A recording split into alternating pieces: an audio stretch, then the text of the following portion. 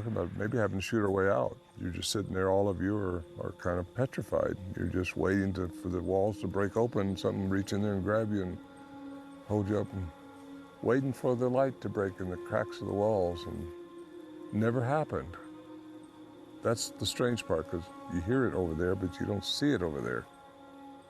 As time went on, 72, same thing, you know, whatever it was we thought might be trying to scare us out. Maybe this is their territory, but we don't know. We can only guess at why they were doing what they were doing.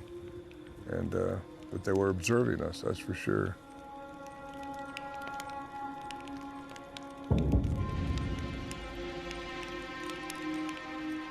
Well, we do know that their vocal range is much greater than human beings. Their frequencies go way above and way below the abilities of human.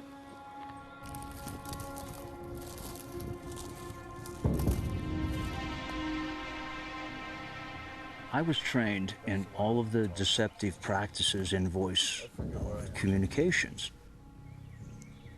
Besides the fact that you have the creatures stepping on each other in their conversational turns, you have the humans, like Ron, stepping on the creatures back and forth, overlapping their voices on the tapes. That can't be faked. Not in 1974. Plus, it would be extremely dangerous to come up here at night into a camp full of well-armed hunters.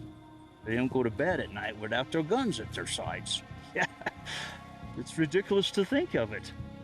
You wouldn't do it. You wouldn't do it just to coax a bunch of hunters up here. So from a 100% factual standpoint, we really don't know what's making this language sounds. That's right. We don't know.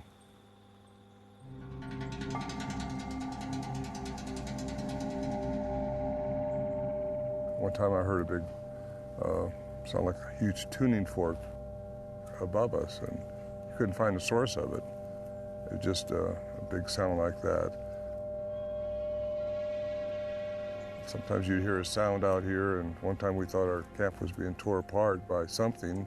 We thought the barrels we'd packed in and was being torn up and tossed around, and you look out here when all the commotion and the sound stopped, and there's nothing changed. Now, how do you explain that? You know, one time we was in there, I thought I heard a car door slam out here. Now, come on, we're 8 miles in the wilderness. There's no...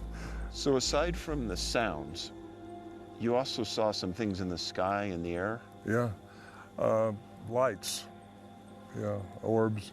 Other guys that reported orbs when I wasn't here. Me and my friend Bill saw one night was a big blue ball coming down from up here, slowly moving, definitely controlled, and had some type of intelligence about it.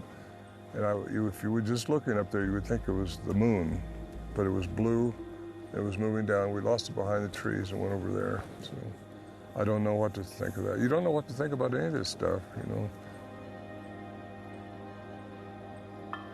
We were in a tent, it just almost, it wasn't this dark, but this thing, what it was, just kind of starts moving across over here behind us.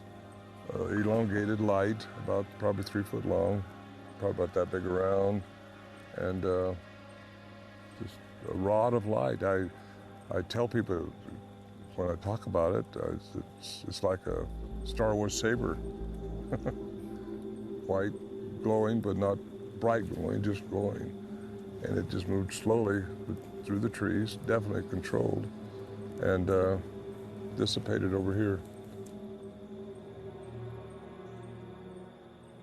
Is it embarrassing to talk about? No, I don't care. I'm old enough now, nothing bothers me. What makes you keep coming back? The mystery that's still here. There's still a mystery that needs to be solved or understood. And I'm here now because you're here. I've been asked multiple times to be brought up here by different people, and I've turned them down basically because I don't want the area. It's such a pristine area still. I don't want it exposed to a bunch of researchers come up here just inundating the area. And I've also told the hunters that still come up and their offsprings, which still hunt the area, you know, that I'll kind of keep it very private as much as possible. The shelter, although it's been dismantled now years ago, it's still a place to come to.